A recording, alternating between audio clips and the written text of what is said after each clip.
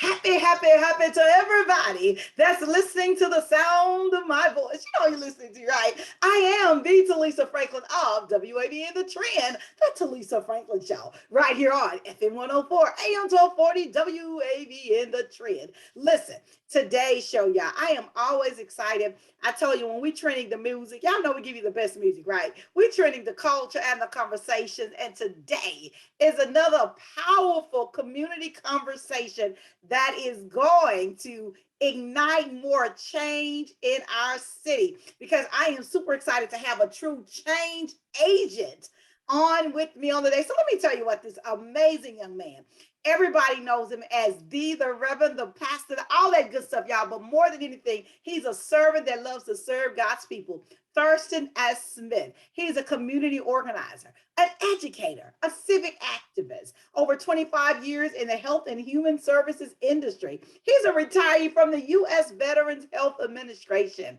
Thurston has also served in a variety of leadership roles throughout his civic career.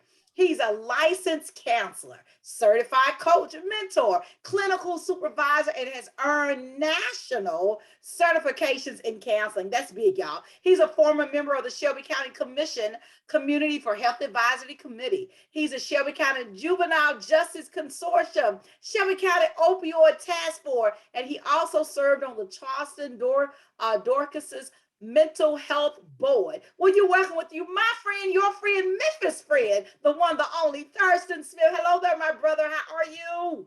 Hey, sister. How you doing, Telisa? Man, I am amazing. I'm so excited to have you share with me.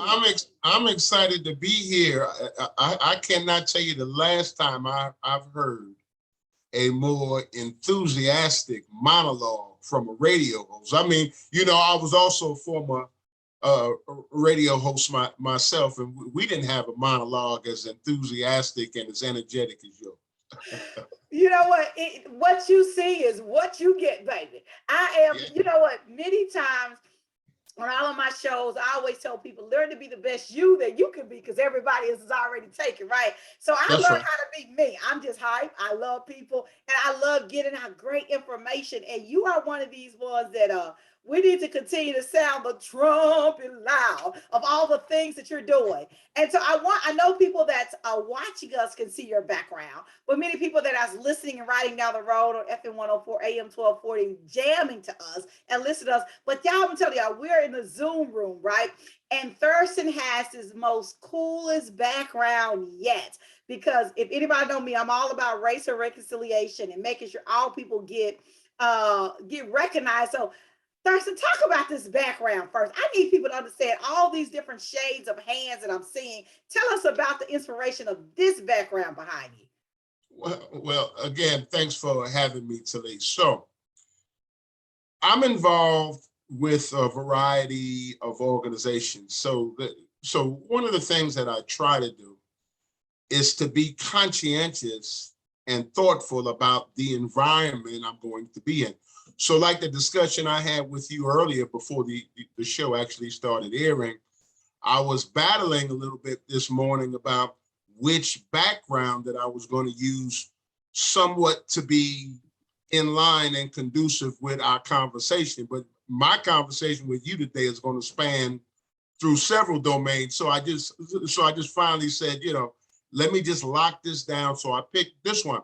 So this particular background I use when serving and participating in the U.S. Department of Health and Human Services Diversity and Equity Inclusion work group. And so that's pretty much why I use this. I've grown accustomed to using this background. And if you don't mind me sharing this with you, for the benefit of not just you, but your listening and viewing audience, I kind of think of diversity, equity, inclusion in this manner. Diversity is going to a restaurant and having a broad and creative list on the menu in which to select from.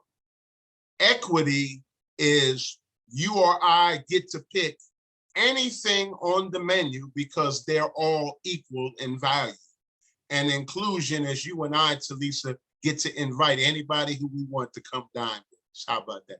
I love it. Can't nobody do it like you. And so, with that being said, one of the powerful questions I want you to share with our listening audience, provide us a quick summary of who is Thurston S. Smith.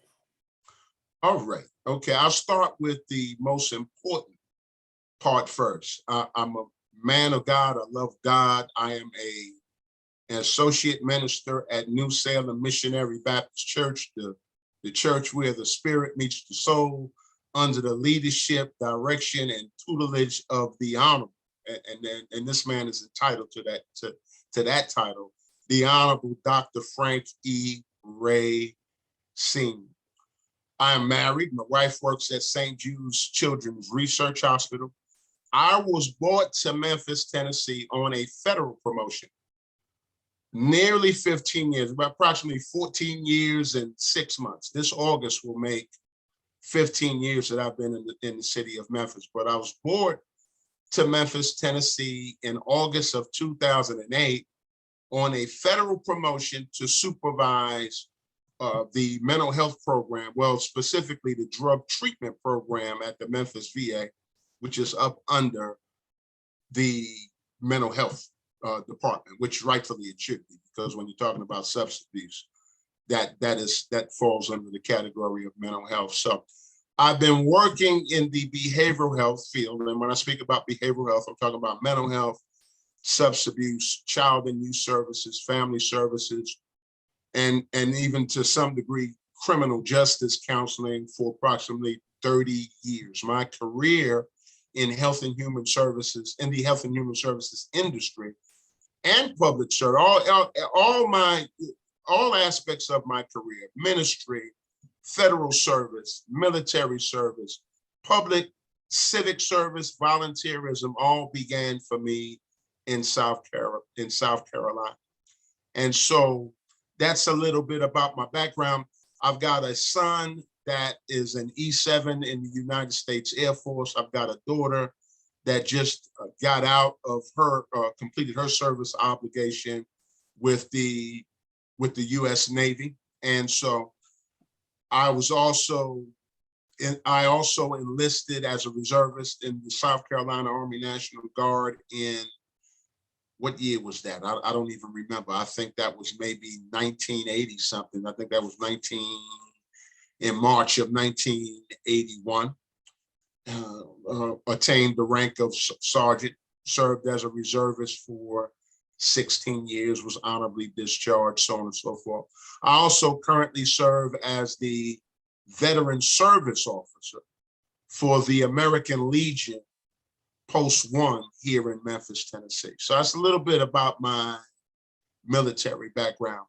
I am a licensed addictions counselor, licensed addictions counselor supervisor, certified clinical supervisor. I have a master's in public administration, a graduate certificate in counseling, and a bachelor's in business with specialization in leadership and management. I'm also a licensed minister. And I think you referenced earlier during the intro about the credentials in Coach Mel. So that's a little bit about myself.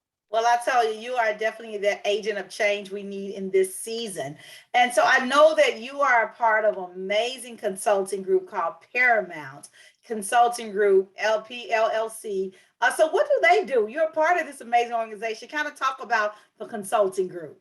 Yeah, thanks for that. The name of the organization is Paramount Consulting Group, PLLC. Paramount Consulting Group is a minority and women's owned business. Now, obviously, I'm not a woman. So the owner, the chief executive officer and owner is Miss Monica Rich McLaurin out of Michigan. And so she invited me a couple of years ago, based upon my background, based upon her knowledge of my work in the health and human services industry, to serve as a project team member with her organization. So Paramount Consulting Group is an LLC, where its products and services are devoted to providing leadership development, leadership enhancement, accreditation services, quality assurance, and personnel training to health and human services agencies throughout the United States. And when I speak of health and human services agencies, I'm speaking about those agencies that are devoted in some aspect to health and human services on either a federal, state, county, municipal level, to include nonprofits as well as those health and human services and entities that fall within the private sector. Gotcha. That's powerful. And also, I see that you are affiliated with NAADAC, NAADAC. And what is NAADAC critical issues that is related to us in the Black community? Okay, so NAADAC is formally the National Association of Alcoholism and Drug Abuse Counselors. So, which was founded in 1970, if I'm correct, it's either 1973 or 1974, subsequent to the United States Congress's Substance Abuse Treatment and Prevention Act. And that's pretty important, how public policy creates pathways for the establishment of organizations. So having said that, when Congress passed that act in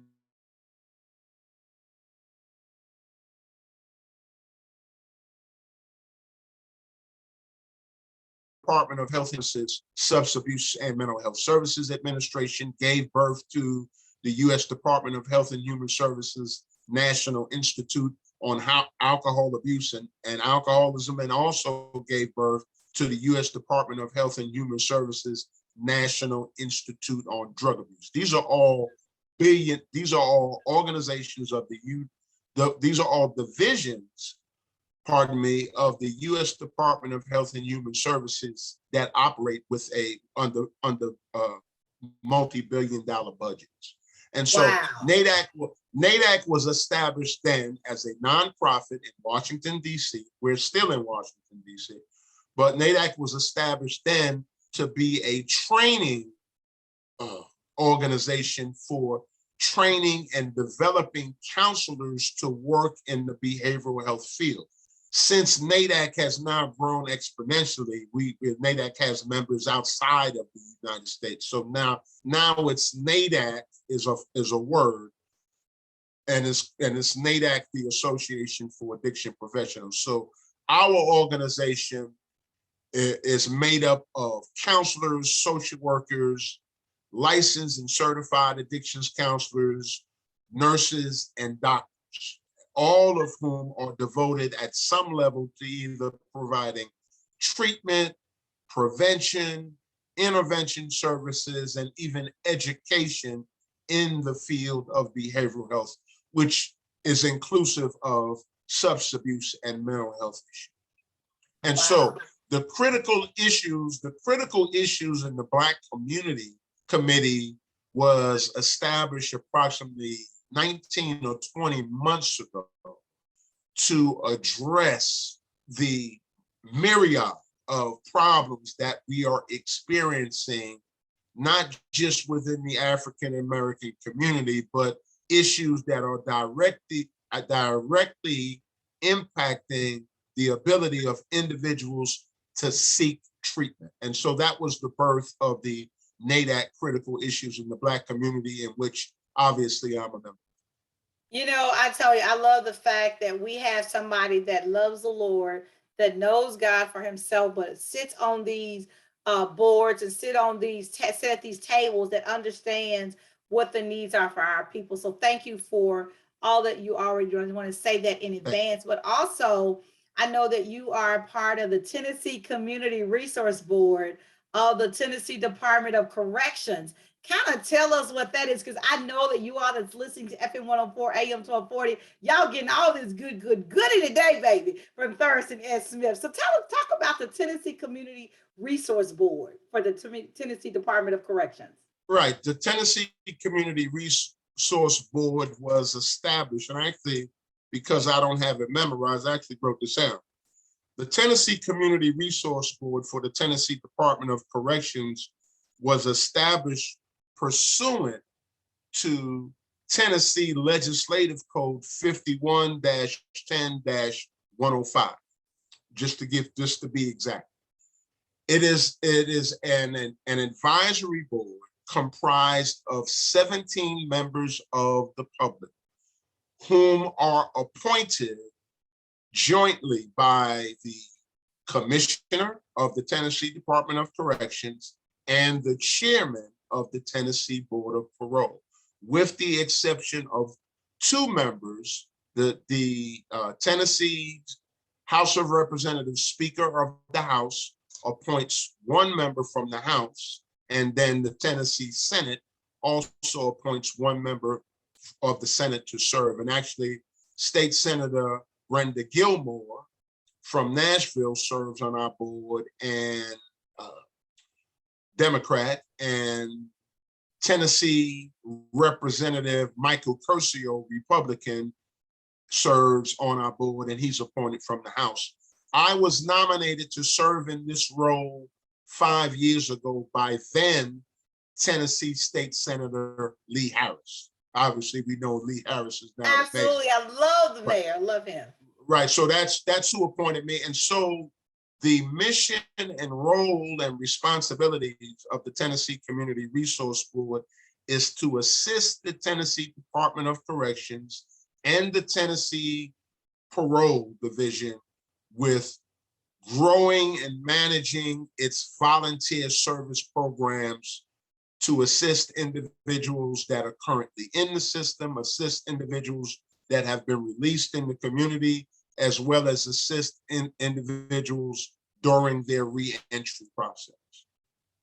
So that's powerful. That is so powerful, because many of our people that have made some mistakes in life, and just to know they have a board, of a diversified board that's going to make sure the decisions are made right across the board, and not good, bad, and ugly for certain exactly. demographics. And so not only of that, what are some of the specific areas of improvement that you'll like to see in Memphis and in the Black community in general, just across the board? You worked across the world. You understand the needs and the disparities of our community. But what are some of the specific areas of improvement that you, as Thurston S. Smith, would like to see in our community? Okay, so I'm really appreciative of that question. And so as a precursor, right, to responding to that question, I want to put out these two things. Number one, it's obvious based upon the introduction, based upon our discussion, that I am not a Memphis native. But number two, I want to make this clear that I love this community, which is why I've decided to remain active and pour my heart and soul into serving in this community. So having said that, I think I have somewhat of an advantage with having been here from 15 years, but not necessarily being from here. So I believe I have my perspective may offer a little bit more opportunities for reflection and introspection. So one of the things that I think that's very important for us to move forward in this community, particularly and especially in the African-American community, because it's the least of these that I'm more concerned about. Mm-hmm. And our community continues to suffer in so many ways and so many areas, is that number one, we stop majoring in the minors. And what I mean by that, we need to learn what's important. Let's not continue to get moved about by every nook and cranny and every whim, right? It's important that we focus on those things that are important and those things that have a direct impact on our quality of life. And so let's stop majoring in the minors. Let's focus on what's important. Number two, let's study our environment to such the extent that we become cognizant and fully aware about how what we may be doing is not necessarily helping to move the needle forward. Thus, how what we're doing, and sometimes actually what we're not doing, is not helping things, and thus obviously doing the opposite or doing some other alternative. And then thirdly, learning, and this has to be learned. Learn to work with people. Yes. Just because you have a disagreement with someone does not mean that that individual needs to be your mortal and life enemy. And I'm just telling you what I have observed since I've been here. And so what I'm really telling you is we have to stop being so self-destructive and really practicing love, practicing patience, taking the time to communicate our message effectively, and reaching out to help others everywhere possible. Absolutely. And I'm telling you, there's some powerful, powerful words that I really pray that you all that's listening, that we can take those words, because this is somebody that's not a native Memphian, but have a heart for Memphis. And we thank you for loving Memphis. And so even with that, Thurston, since you have that background in mental health, right? Behavior health care, that's some major stuff to be in the background. Are there any insights that you should share or best practices we as a culture need to understand so that we can be better in this great world, in our city, in our county? Right, absolutely. So the first thing that folks really need to grasp of, when you hear discussions about mental health or behavioral, we all need to understand that that's general health. Mental health is general health. Behavioral health is general health. Individuals, and let me share this with you, and there is a direct correlation between what we typically refer to as medical or physical health with mental health and behavioral health. Mm-hmm. Our medical condition, our physical condition has a direct impact on our mental health and thus our behavioral health. And thus when we talk about behavioral health, we're speaking about that range of activities that influence our conduct, how we problem solve, how we interact with others, how we communicate, how we deal with day-to-day challenges. And so even individuals, for example, my brother is currently being treated for some neurological disorders in New York. And I've been on the phone with him regularly because he's now in depression. And I clearly understand why, he's in, he's kind of locked into, a medical facility, so on and so forth.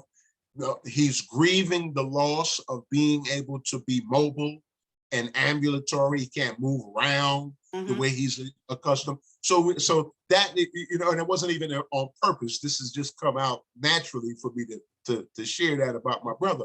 But just given that example, that's an example of how someone's physical health, or what we refer to as a general medical condition, impacts their mental health. And then for individuals that suffer from legitimate mental health disorders, there is a direct impact on their physical health. Thus, they don't take care of them. They don't eat correctly. They don't necessarily exercise. They're sleeping. Individuals, typically with individuals who suffer from general and major depressive disorders, they don't sleep correctly. So there is that link between the mental health condition and physical health. And so I have been involved in a series of forums and discussions. And in fact, sometime last year, I hosted a forum dealing with mental health in the Black community that I got Shelby County Health Department and Mayor Lee Harris's office to assist me with. But just reminiscing on that forum, we had, during the conversation, the dynamics of stigma came up in the Black community,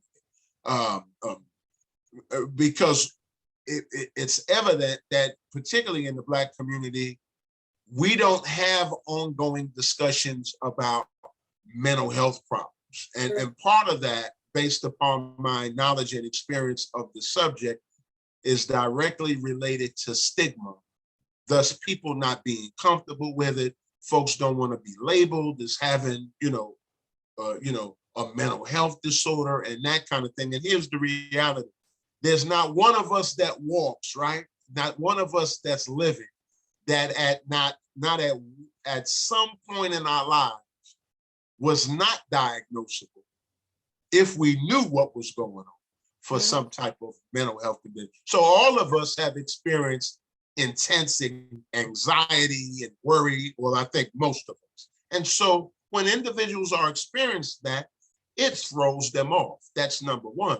Number two, when individuals are experiencing those symptoms, it has a direct and profound impact on how they solve problems, on how they interact with other people, and that kind of thing. And if you know anything about life, you know that often one problem leads to another. So my message to your audience is, if you notice someone, if there's someone that you know, a close friend, family member, or loved one, and you see aspects of their normal characteristics veer off from the center or veer off from what you know them to typically be, then likely they may be experiencing some type of mental health condition.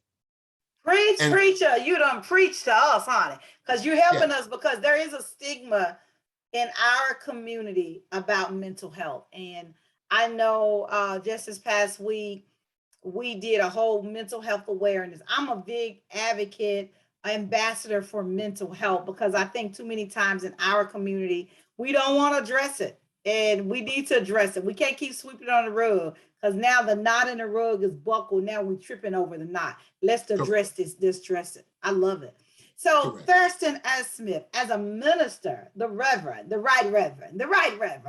what is the role, if any, should the church be addressing mental health, substance abuse, and criminal justice? Because let's be real, it's in the church, whether we want to address it or not. So as a minister, what role would you say as a minister and a professional, how can the church do better in addressing these issues of mental health, substance abuse, and criminal justice? Well, great question. And it just so happens that Pastor Trey, who we affectionately refer to as Pastor Trey, that's Frank Ray III. Yes.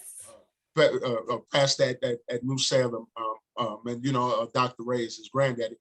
I'm referencing him is because just last week he was participating in a forum dealing with the subject of mental health, and that was one of the questions. So here's a response to an immediate response to that first question, Telisa. The church's responsibility in addressing mental health is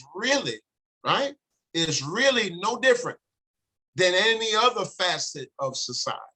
So part of the reason why it's not a prominent discussion in the church, particularly in the Black church, is because it's not a prominent and ongoing discussion in Black community in general. Does that make sense? And I just touched upon that. So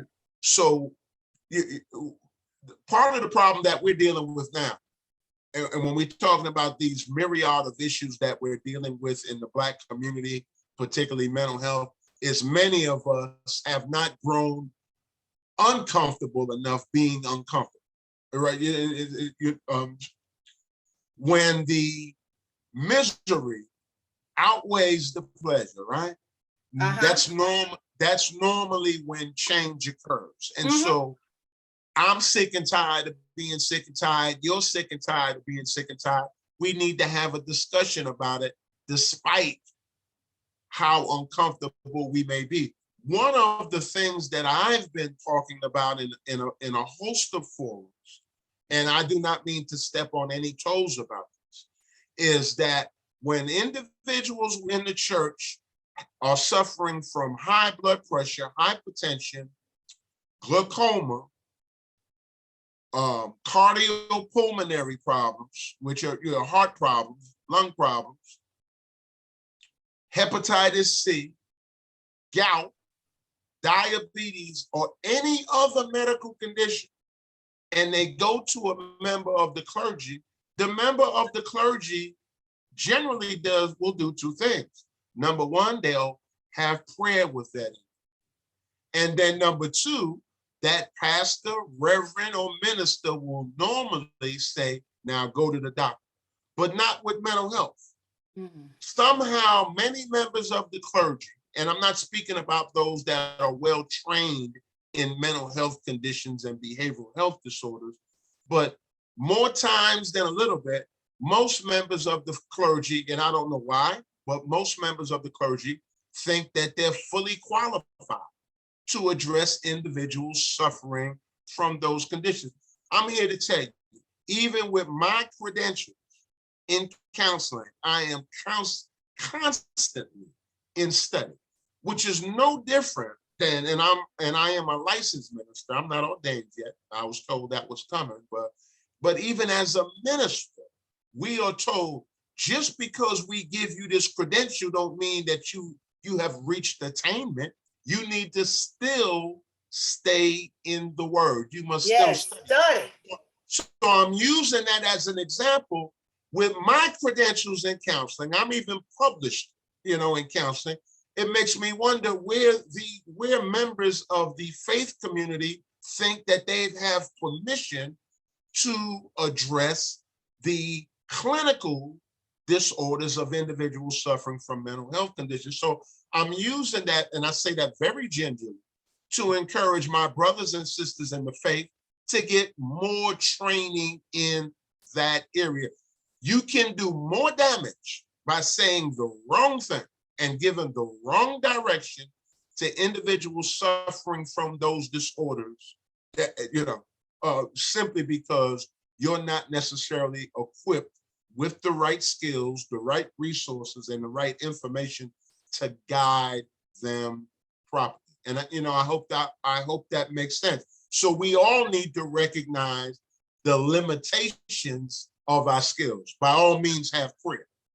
But if you're not equipped to address the mental health conditions of individuals, and for example, I was asked to facilitate an intervention recently for a young man that suffers from schizophrenia. Man is right here in Shelby County, a young man, 22 years old, sleeping in his room, not washing, not shaving, not doing any self-health care, sleeping in his room with a knife.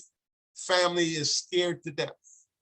And you can call that what you want, but there is an imbalance in his brain as it relates to the endorphins that his brain is releasing. That is part, and so I guess what I'm really trying to tell you, many people, when they hear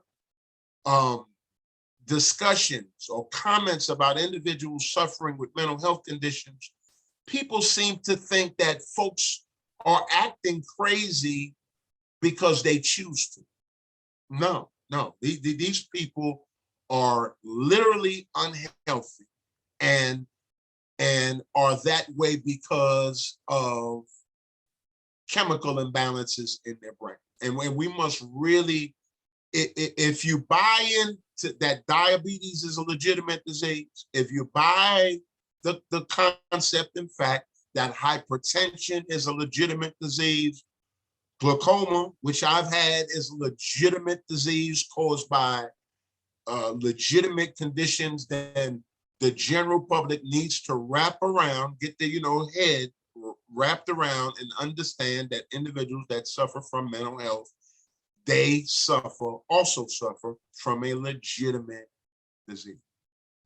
Let me tell you, you have hit the hammer on the nail in target, because for me, Thurston, I am such an ambassador for mental health, and especially for us to start talking about it in the church. And you're right, when you go to your leader or your shepherd, him or her, the first thing they're gonna say, let's pray. And I'm all in agreement. Let's pray about this. So after we get through praying, what are we going to do, right? And definitely, if you think you got a knot in your breast, you're gonna hurry up and go to the breast cancer. You gonna go to the doctor to check on those things. But in the Correct. words of Pastor Diane Young, we need a checkup from our neck up because we need to check this head thing, right? And That's so right.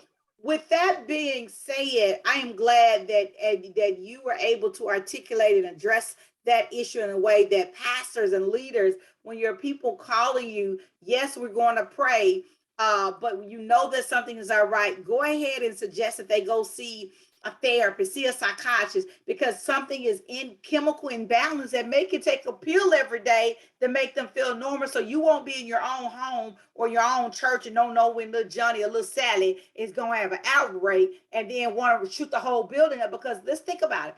Many of these people, I believe, has done mass shootings or maybe have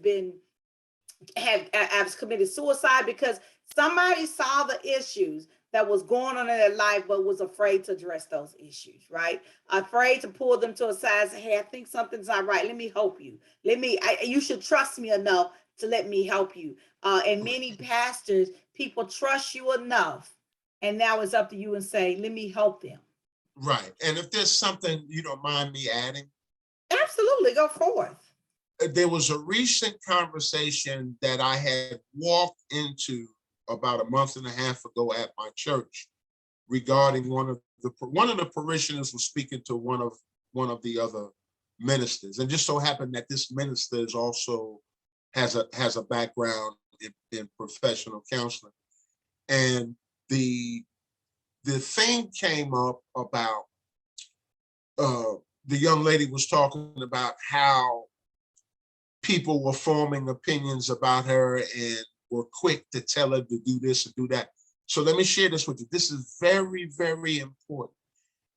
And I think people don't mean any harm by this, but one of the very best things you can do, no matter what role you're serving, friend, mother, father, cousin, next door neighbor, minister, one of the best things you can do for anyone that brings you a problem is simply listen. Don't offer nothing. And you understand, let me take that last part of it. It's more important that you listen than, and I think it's problematic for people because I don't think people mean any harm. I think when people bring problems to us, there's this natural inclination in us to immediately try to solve their problem. Now that can be dangerous. Going back to the other point that I made, if you do not know what to say and you do not have the right skills to speak to that issue, but the very best thing you can do, and that's what most people want anyway, when they present a problem to you, is, Sister Telisa, I just want you to listen. Yeah. Does that make sense? It makes great sense. And people don't know the power of just listening to somebody. Right. There's times in my life where I just sat and listened. And then afterwards, it was like, thank you for helping me. And I'm like, you are really, all I did was listen to you, answer your own question, how you're going to fix your own life. You just needed a sounding board, right? And I was just a sounding board sitting there smiling and looking like, okay, all right. Right. Because Right. let's be real, a lot of times in our own life, we just needed a sounding board to sound it off, sound it out, and let it bounce back to us how to fix it, right? Correct. Thurston, I tell you, have blessed us, and especially in the areas of this mental and behavior healthcare, because many times we in the Black community, we don't want to address that issue. That there is an issue, there is a problem, but there is also a solution. There's resources out there, and we're just so grateful that you're in our city, that you are connected to these resources to make sure people get these resources in which they need. And so, in closing on today, what can we expect from Thurston in the future in terms of public and community service? Because I know there's something, what personal and professional projects will you be involved in? Tell us about this, because I know You just ain't just one to sit on the couch and watch stuff happen. You believe in picking up the shovel and making it happen. We dig in trenches to make water flow better for others. So talk about what can we expect from you? Well, last week I started my doctoral in ministry studies at Memphis Theological Seminary. So that was an exciting week. And it's kind of interesting. It was never my plan to go back to pursue a doctorate, but after sitting with a local leader 2 months ago, just right after the conversation at Perkins with him on Highland and Poplar, I'm calling down the Memphis Theological Seminary, and thus, bam, here I am. So I'm pursuing a doctorate in ministry at MTS. Started last week. We got off to a good start. I'm serving in a variety of roles, the civic, volunteer level, and professional that have a direct impact in the Black community, that has a direct impact in the community at large. So I don't see me stopping any of those activities anytime soon. And then, there's always the option of me looking at some other public service role, either through appointment, executive appointment, or I may even ponder another run for public office in the near future. So we'll see. All right. Well, I tell you, I know whatever that you decide to do, it's going to be big. It's going to be big and it's going to be effective and powerful. Yeah. Just this conversation, I mean, you have helped us with so many areas, people with the NAADAC. That is so critical in our community, especially the Black community. We're happy to know that your affiliation with the Tennessee Community Resource Board of Department of Corrections, that's major, because so many people have made some mistakes in life. And we just need to have somebody that's fair on that board to make sure they give what's due to them in a Right, fair way. right. But you're doing so many things.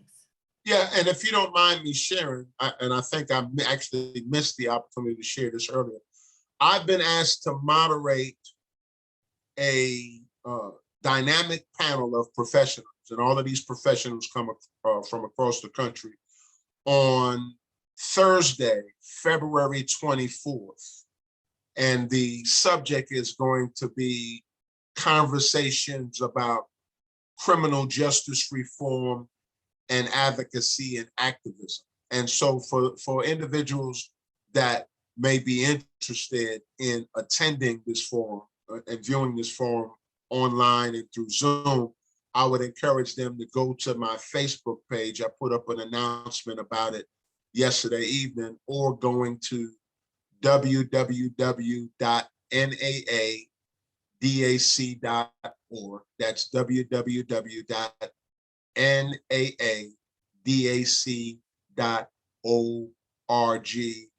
And this is the NADAC Engagement in the Black Community Summit, which is a 2-day summit, February 24th and 25th. I'm participating in the entire 2-day summit, but I am specifically moderating a dynamic panel discussion on criminal justice reform on Thursday, February 2024. And particularly for your viewers and listeners that are in the health and human services field, criminal justice field, counseling field, in any aspect of the counseling field, they may find this particular forum very informative and beneficial. Hey, I'm telling you, you're doing it. I'm just excited. And that is February the 24th. Did I say that right? Yes. Okay. And so definitely you all that want to be a part of this panel, how can they find you? So let's do this. How can people stay connected to the anointing of Thurston S. Smith? Thank you so much. My email address is TEESmith, the number 1 at hotmail.com. That's TEESMITH, the number 1 at hotmail.com. I'm on Facebook, or you can contact me through my website at Paramount Consulting Group, which is www.pcg www.pcgpllc.com. That's www.pcgpllc.com. All right. Thank you so much, Thurston. I'm just excited for what God is doing in your life. I am. And I'm just Thank you. glad to know that I know your brother. I know somebody is doing great things in the kingdom, and I'm excited about our relationship and our friendship. Thank you so Definitely much. when you have You are a consummate host. Very, very grateful for the opportunity to join you today. This was wonderful. I enjoyed the discussion immensely. And I hey, thank you so this is just one of many, baby. We got some more talking to do, so it ain't over yet. much. So I'll be reaching back out to you so we can further these conversations, especially around the mental health in our churches, because I really want to see our church. I want to see people be well in every area, mind, body, and their soul. All right. Exactly. That's All right. right, Thank you you so that's much. listening, know that I want to see your mind, body, and soul. And I'm super excited that on today we had a powerful show with Thurston S. Smith. I would suggest to you, I would beg of you, yes, you got to stay connected to that brother. That brother's doing great things in our community. And know that I love you, absolutely, positively love you. There's nothing you can do about it. Make this day, make this moment, make this second, make it the best ever, and learn how to be the best you that you can be, because everybody else is already taken. Mr. Transpiration is up next, right here on your favorite radio station, The Trend, baby. Keep it locked right here.